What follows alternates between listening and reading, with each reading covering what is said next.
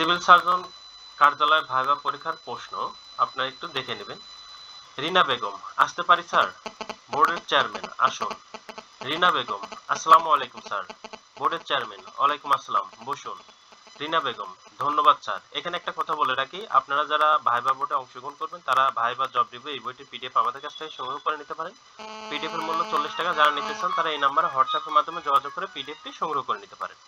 PDF এর মূল্য 40 টাকা। আচ্ছা, চলুন আমরা আমাদের কাজে ফেরত যাই।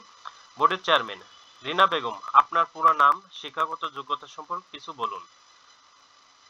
রিনা বেগম, জি স্যার, আমার পুরো নাম রিনা বেগম। আমি মাদারীপুর সরকারি কলেজ থেকে ব্যবস্থাপনায় স্নাতক সম্পন্ন করেছি। বোর্ডের সদস্য 1, রিনা বেগম, আপনি যে পদের জন্য আবেদন করেছেন সেই পদটি সম্পর্কে আপনার কোনো ধারণা আছে কি? এই পদের কাজ কি হতে পারে বলে আপনি মনে করেন? রিনা বেগম, স্যার, আমি স্বাস্থ্য সহকারী পদের জন্য আবেদন করেছি। আমার ধারণা অনুযায়ী এই পদের প্রধান কাজগুলো হলো জনসাধারণ স্বাস্থ্য সেবা নিশ্চিত করা, সাধারণ মাঠ পর্যায়ে কাজ করা, টিকাদান কর্মসূচি পরিচালনা করা, স্বাস্থ্য শিক্ষা সচেতনতা বৃদ্ধি করা এবং প্রাথমিক স্বাস্থ্য সেবা প্রদানে সহায়তা করে থাকা। সদস্য 2, বোর্ডের সদস্য 2, আপনি কি কম্পিউটার চালানোয় পারদর্শী? রিনা বেগম, জি স্যার, আমি কম্পিউটার চালানোয় স্বচ্ছন্দ। মাইক্রোসফট ওয়ার্ড এবং এক্সেল খুব ভালোভাবে ব্যবহার করতে পারি। বিশেষ করে এক্সেলের মাধ্যমে ডেটা এন্ট্রি এবং হিসাব সংরক্ষণ অভিজ্ঞতা আমার আছে। বোর্ডের চেয়ারম্যান, সরকারি চাকরি সম্পর্কে আপনার ধারণা কি? কেন আপনি সরকারি চাকরিতে আসতে চান? রিনা বেগম, স্যার, সরকারি চাকরি আমি একটি স্থিতিশীল এবং সম্মানজনক পেশা হিসেবে দেখি। এখানে কাজের মাধ্যমে দেশের উন্নয়ন সরাসরি অবদান রাখা যায়। সদস্য 3, ভাইভা বোর্ডের সদস্য 3 ব্যক্তি, ব্যবস্থাপনায় স্নাতক সম্পন্ন করেছেন। ব্যবস্থাপনার সাধারণত কয়টি ধাপ রয়েছে? রিনা বেগম, স্যার, সাধারণত 5টি ধাপ রয়েছে। সেগুলো হলো পরিকল্পনা, সংগঠন, কর্মী সংস্থান, নেতৃত্ব এবং নিয়ন্ত্রণ।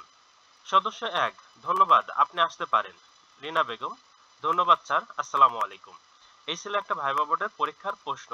এখন এই প্রশ্ন থেকে আপনি একটা ধারণা পাচ্ছেন, আর এই পিডিএফ থেকে আপনি এমনই অনেক ধারণা পাবেন। কিন্তু অনেকেই প্রত্যাশা করেন যে হয়তোবা পিডিএফটি পড়লে হুবহু প্রশ্ন কমন পাবো না। ভাইভা বোর্ডে হুবহু প্রশ্ন কোনোটাই আপনি কমন পাবেন না, তবে একটা ধারণা পাবেন, যে ধারণা আপনাকে শতভাগ একটা নিশ্চয়তার দিকে নিয়ে যাবে।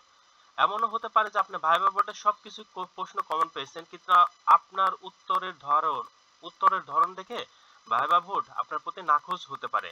এমন আছে যে ভাইভা বোর্ডে 10টা প্রশ্ন করছে, তার 5টাই পারেনি, তার কিন্তু চাকরি হয়েছে। এমন আছে 10টাই পারছে, কিন্তু চাকরি হয়নি।